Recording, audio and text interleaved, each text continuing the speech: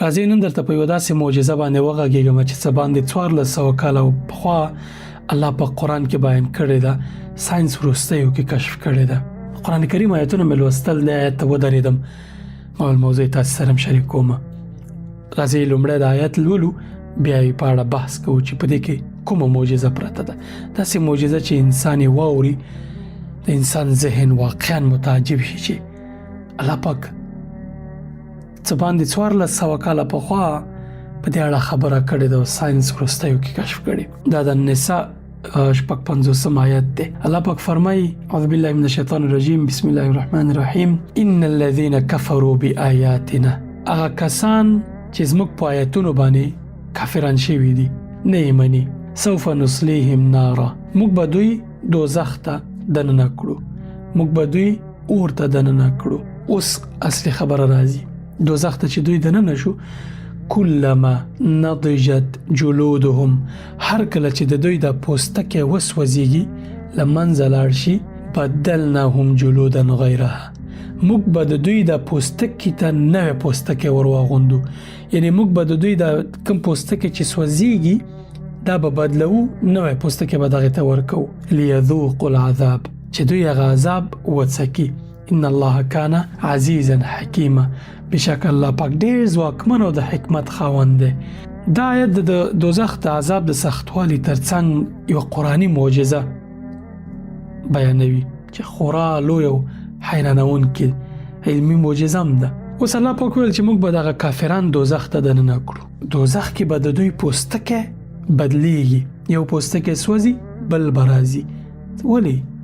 انسان چې یو ځل وسوځېدو نو څه ضرورت دی به بل پوستکی ته؟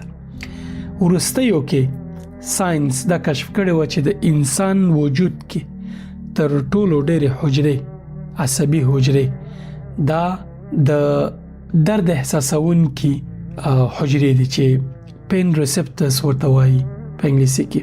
څو ثانیې صبر، بیرته اصلي موضوع ته راستنېږم.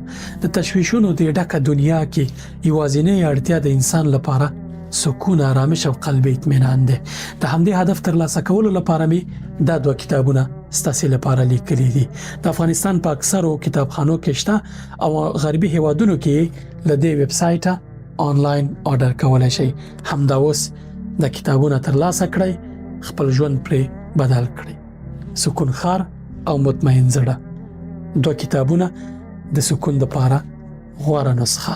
کله چې د انسان بدن وسوځي، هغه 3 درجه پورې چې ډاکټران ورته وایي، لاغې نه بعد د حجرې سوځي، دا په پوستکی کې دي. دا حجرې چې کله وسوځي دي بیا انسان درد نه احساسوي. ته به پچکارې وهلي، کله چې پچکارې دننه کېږي پوستکی ته درد کوي، خو منځ کې لاړه بیا درد نشته، ځکه دا درد حجرې په دې پوستکی دي او پوستکی نه چې مخکې لاړ شي، پوستکی چې وسوځيږي بیا نو درد نه احساسېږي. د دې لپاره چې دا کافران تر دې د سخت عذاب مستحق دي چې یو ځل د وسوځيږي، الله پاک به د دوی د پوستکی بدلوي، نوې پوستکی به ورغوندي، دوی به بیا د درد احساسي، بیا به پوستکی ورغوندي چې هغه پوستکی وسوځیده بل درد به احساسي. نو د دوی د درد او د څکل د درد به دوامداره پروسه او د باندې خلاصيږي. الله پاک دې موږ او تاسو له دغه عذابونو وساتي. دنیا کې وازنه هدف ځان د پاره دا وټاکي چې آخرت کې له دوزخ بچ شي. دا څومره دردناک عذابي، یو د دوزخ تود او خطرناک اور شي او بیا د ورته پوستکی بدلیږي را بدلیږي، دا څومره سختي. همیشه دا وایي چې الحمدلله مسلمانان یو، او به همیشه دا دعا کوي چې یاله موږ د دوزخ له اوره وساتي او جنت زموږ ځای کې چې بيخي دا درد ونه څکو، بيخي ونه وینو او همیشه ډایرکټ جنت ته لاړ شو. د آیت په پای کې الله پاک فرمایي چې ان الله کان عزیزا حکیما، الله پاک ډیر ځواکمن دی، دا هر څه په وس کې شته او حکیم دی، د حکمت خاوند دی. هر چاته د هغې د ظلم په اندازه سزا ورکوي، په چا ظلم نه کوي. الله پاک دې موږ او تاسې وساتي.